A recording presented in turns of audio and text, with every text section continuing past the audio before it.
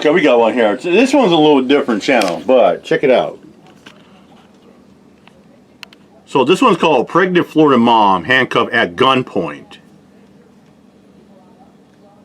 We're going to turn to the fallout from a pregnant Florida mother handcuffed at gunpoint by a sheriff's deputy during a traffic stop as her 3 children watched. The deputy has resigned. TJ Holmes joins us with more about what happened and how the sheriff is responding this morning, TJ. And straight, look, we have talked right here plenty of times, showing almost seems like countless videos of police interactions with citizens that escalate to the point even with deadly consequences. Oh, yeah. So in the video you're about to see of this interaction, it's the citizen, the pregnant mother, who takes on the role of having to de-escalate a situation, and she's doing this while a screaming officer has his gun pointed at her. You make any movement, that'll be your last mistake you're going to make. A Florida sheriff's deputy has resigned after body cam video released over the weekend shows him draw his gun on a pregnant mom during a traffic stop. You don't know how traffic stop works?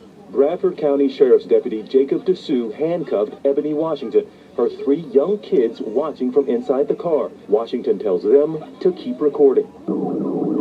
This all started Friday evening when Dessou blared his sirens on a dark rural road, signaling Washington to pull over for speeding. After driving about a mile farther to the next gas station, she tries to explain she'd done so in order to be in a better lit area. The body cam video shows her exiting her car with her hands up. The reason why I did not stop is because I'm in the middle of nowhere and my husband tell me. I don't care about why. Just shut up. Yes, sir. About the why. Yes, sir. Don't care about the why.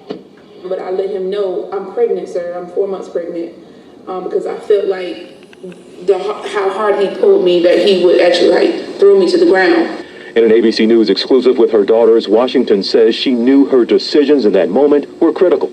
I didn't give him a reason for him to harm me in front of my children, and so my calmness really just came in because I was afraid for my life. I was really scared for my mom, and I didn't know what they were going to do to her. Washington's husband believes the officer's reaction went well beyond what was necessary. She was treated as though she was a terrorist, for simply not pulling over within the time frame the officer believed that she should have. Bradford County Sheriff Gordon Smith tells ABC News he's disappointed this happened, and we don't deal with black and white, we deal with right and wrong. The sheriff says Washington did exactly the right thing. She explains to him that, she's flashing lights to get to a lit area. Okay, well, that's what I want my wife to do. That's what I want my daughter to do. That's what I want my neighbor to do if you feel unsafe. Washington's attorney now vows to pursue any avenue to prevent this type of thing from happening to others. How law enforcement is supposed to react on a speeding ticket. But we see it more and more, and usually it involves stereotype. Usually it involves, racial injustice. And although she says she was terrified, this mom wanted to send a message.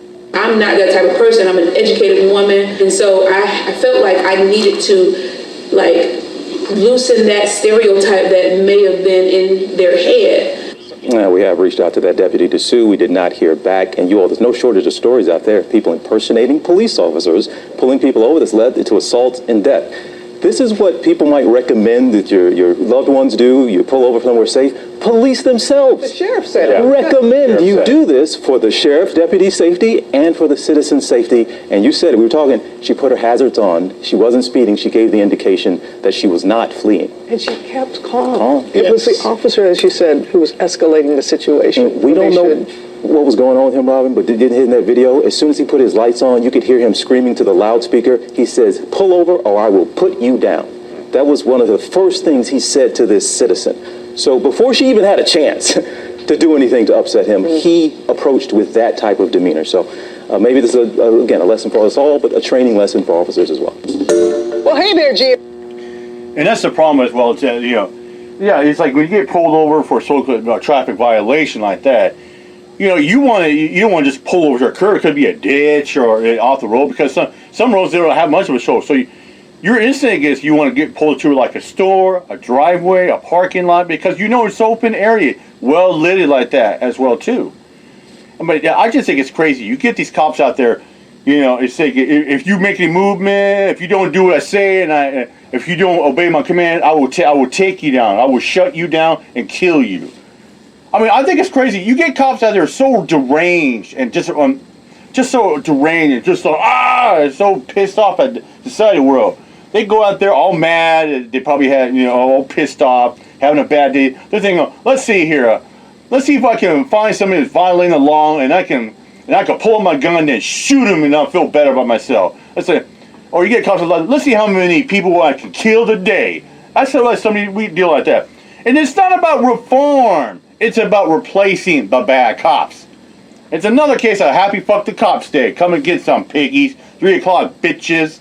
That's how I'm out of here. My job. Peace out.